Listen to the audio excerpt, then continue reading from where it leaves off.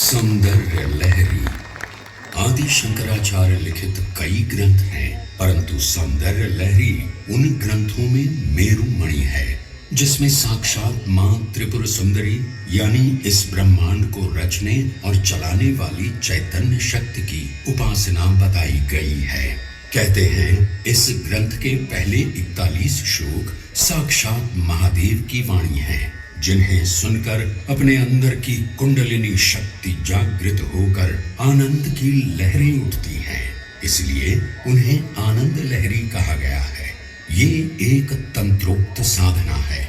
सौंदर्य लहरी का प्रत्येक श्लोक इतना जागृत है कि उसके द्वारा मनुष्य की सभी इच्छाएं पूर्ण हो सकती हैं, चाहे वो प्रसिद्धि पाना हो, शत्रु पर विजय पाना, संतान होना, लंबी आयु और धन की प्राप्ति जैसे सामाजिक भौतिक सुख हो, या स्वयं के भीतर की कुंडलिनी शक्ति को जागृत करने जैसा आध्यात्मिक और आदि दैविक सुख हो।